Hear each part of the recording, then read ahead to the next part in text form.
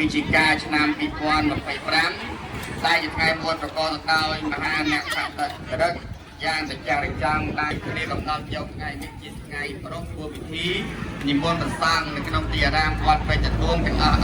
តែអស់លោកអ្នកតាទេវតារសាតាមដងផ្លូវជាលេខ21តាមថ្ងៃមួយតែមានអុករៈខេត្តដោយយុទ្ធនាចរាចរណ៍ចំពេលនេះដោយជាពុទ្ធបរិស័ទបានទៅទីនេះដើម្បីសូមសេចក្តីសុខតាមទីតាឡាយចាត់ទៅចាក់ទេវតាកម្មសិទ្ធិតាចាតមហារាជការសកតិវិរិយតែស្ដាញ់ចេញតាមគ្រប់នាមយៈសម្រាប់ស្ថិតនៅក្នុងភូមិព្រែកពេជ្រ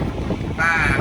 ភូមិកោះធំខស្រុកកោះធំខេត្តកណ្ដាលព្រមទាំងទេវតាទាំងឡាយសូមអស់លោកអនុមោទនាហើយសូមលោកជួយថែរក្សាដល់ជាពុទ្ធបរិស័ទទាំងអស់ក៏ដូចជាផងសមាតិយា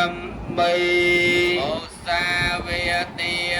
វេរមណីសកាបទាំងសមាតិយាសុរាមេរយៈមជ្ជបមាតេតហនាវេរមណីសកហាបទាំងសមាតិយា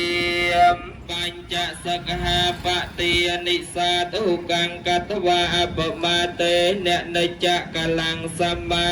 រកហេតពេងមផន្តេសិលយន្តេតាស្មាសិលងវិសោ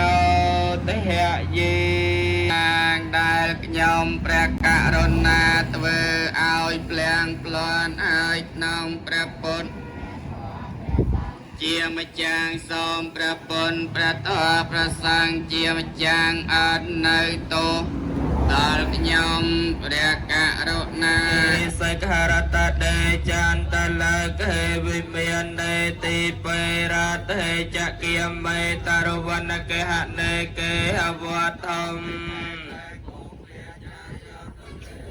យលតលវិសម័យយាខកេនធេបនិយគាតាឋានតាសន្តិកេយ៉ាងមុនិវរវចនាងសាធពោមេសនន្តធេមេសវនកាលោយ៉ាងបតេនតាធេមេ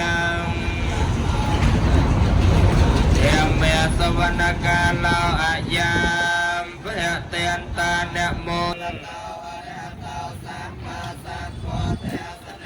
តែសភិកវតោរហតោសម្មាសម្ពុទ្ធេសាពុទ្ធិសរណង្គាចាមិធម្មងសរណង្គាចាមិសង្ឃังមិទុតយាមបធម្មងសរណង្គាចាមិទុតយាមបសង្ឃังសរណង្គាចាមិតតយាមបពុទ្ធังសរណង្គាចាមិតតយាមបធម្មងបដកេហន្តយាចវេសាលយបរិរោគាមណ្ដោទតពេកសម្ពោតានវិទ្យាបយ៉ាងខបមិនតន្តាមពៈនាមៈហេយនិតភូតានិសមាកតានិភមេនិវិយារណមៈសមសវតិហន្តយសានុភាវតោយខានេវតេសេនបសនាយាមិចេវិនុយញ្ចន្តោរតនចបាបង្កញ្ញនបតតេអេវមេតិកណោបេតាបរតន្តាមពៈនាមៈហេករណីយមតកសលេនយន្តាំងសន្តាំងវតេ